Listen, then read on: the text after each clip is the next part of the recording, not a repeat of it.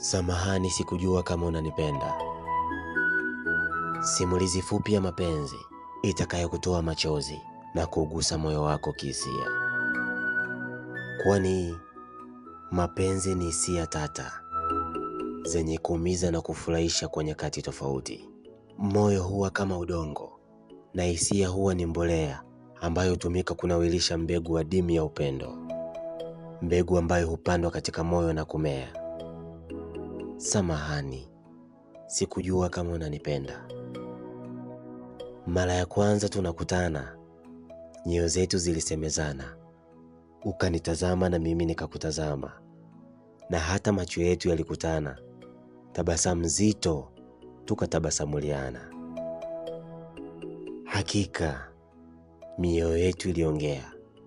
Wa kwako ulisema waziwazi bila kificho, na tabasamu lako la huba lenye bashasha ndani yake lilikuwa ni ishara tosha kabisa kuwa umevutiwa na mimi. Na hapo ukatamani tuianze safari mpya ya mapenzi kwa pamoja. Ila nasikitika kusema samahani, sikujua kama unanipenda. Moyo wangu ulinena pia, na hata tabasamu nikakupatia. Ila imani yangu ilikuwa ni tofauti na vile ambavyo wewe ulifikiria. Nilijua ni urafiki tu, kumbe wewe ulitamani tuwe zaidi ya marafiki. Samahani, sikujua kama unanipenda. Nyumba yetu na nyumba yenu pale kijijini kwetu Ndono zilikuwa mbali na wala si karibu.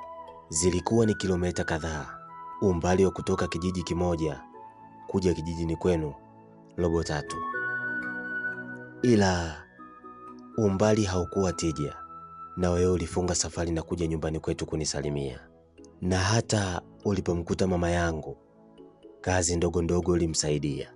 Haukuwa mchoyo, maana hata vizawadi vidogo vidogo wadogo zangu uliwapatia. Ila bado nasikitika kusema samahani, sikujua kama unanipenda. Kutokana na shida ya maji kijijini kwetu na kwenu, tulichangia kisima kimoja.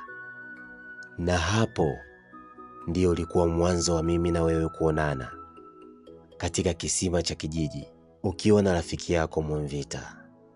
Kwa kuwa ulikuwa ni mgeni hapo kijijini, kutokea jijini Dar es Salaam kwa wazazi wako, na kuja huku kijijini kumsalimia bibi yako marehemu Nyarusambe, basi ulishindwa kujitwisha ndoo ya maji kichwani, kwa kuwa haukuzoea maisha ya kijijini. Na hapo jukumu hilo nikalibeba mimi kama mwanaume pekee ambaye tulikuwa pamoja pale kisimani kwa wakati huo. Muonekano wako wa mavazi, umbo na hata uzuri wa sura yako ulinivutia sana. Ila kwa kuwa ulikuwa ni mwanamke wa kisasa, tena uliotoka katika familia ya kitajiri huko jijini Dar es Salaam, sikuwaza hata kuzani kwamba ningeweza kuwa karibu na wewe. Na hata ulipotokea, sikuzani kama ningeweza kuingia katika mahusiano ya mapenzi na wewe. Nikasahau msemo wa wahenga unaosema kwamba mapenzi ni upofu, na anayependa siku zote madhaifu huwa haoni. Pengine hukuona madhaifu yangu, ijapokuwa nilikuwa nimevaa nguo za kuchakaa, na hata muonekano wangu wa nywele kichwani zilikuwa ni ndefu, chafu, ambazo hazikunyolewa wala kupunguzwa, zikaleta mvuto. Ndiyo maana leo nasema samahani, sikujua kama unanipenda. Sifa yako ya uzuri wako ikazidi kuenea kwa kasi vijiji vyote viwili.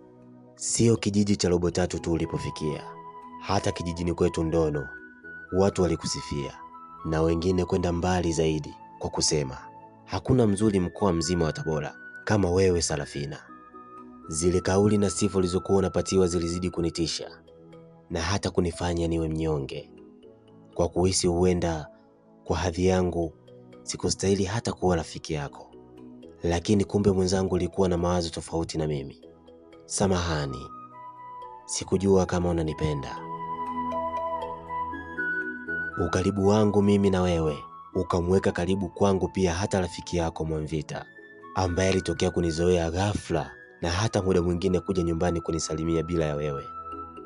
Alitokea kunizoea ghafla, na hata muda mwingine kuja nyumbani kunisalimia bila ya wewe.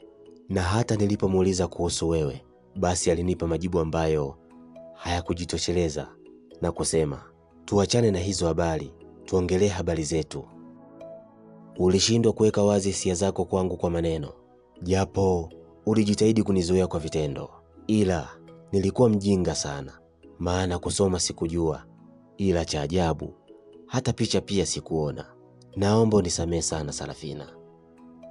Samahani, sikujua kama unanipenda.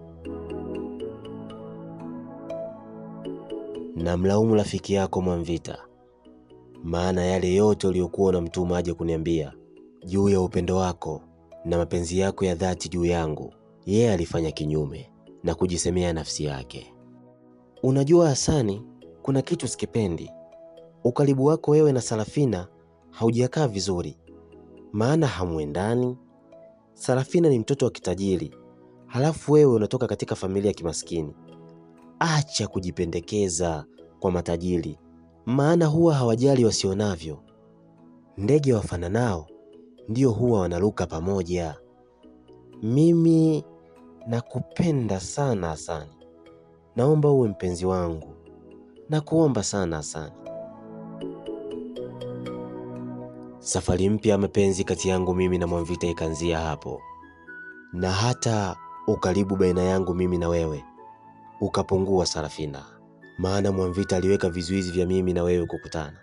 Na hata jumbe nyingi ulizotuma kupitia Mwamvita ukitaka tuonane kisimani ili uniweke wazi hisia zako, basi Mwamvita hakunifikishia kabisa.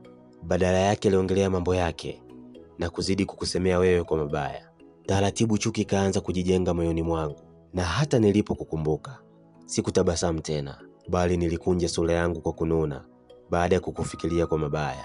Samahani, sikujua kama unanipenda.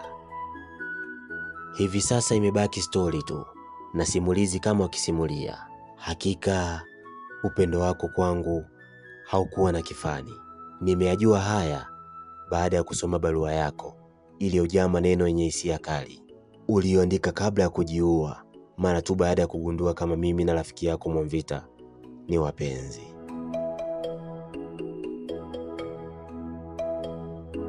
Hakika Mwamvita alikuwa ni msaliti. Hakika Mwamvita hakuwa rafiki mwema kwako, wala hakuwa mtu mzuri kwangu. Nathibitisha tena ya kuwa Mwamvita sio mfano mwema wa kuigwa katika jamii, kwani ameleta maafa na majanga makubwa katika familia yako, na hata kutia doa moyo wangu, doa ambalo hata niishi vipi katika hii dunia ambayo haina uwepo wako, basi halitakati daima. Samahani, sikujua kama unanipenda. Leo nahitimisha nikiwa na majonzi juu ya kaburi lako Sarafina, na hata bibi yako Nyarusambe hatunaye tena duniani. Alipata mshtuko baada ya kupata habari ya kifo chako, na hapo naye akapoteza maisha. Mungu ampunguzie adhabu ya kaburi na amlaze mahala pema peponi. Nimebaki mpweke, nimebaki na simanzi, nimebaki na majonzi, na hata Mwamvita kwa sasa ni mjamzito. Ila sina furaha tena wala amani na mahusiano yetu, na hii mara tu baada ya kugundua hayakuwa halali wala sikustahili kuwa na Mwamvita. Barua yako yenye ujumbe mzito wa kuliza, kuumiza, kutia simanzi na majonzi nitaisoma siku nyingine kwa jamii, ila leo acha nihitimishe kwa kusema samahani, sikujua kama unanipenda. Simulizi hii imeandikwa na Hasani Juma Shabani na kusoma kwako nami Ibrahim Saleh Maganga. Usikose makala nyingine itakayoangazia ujumbe wa barua aliyoiacha Sarafina.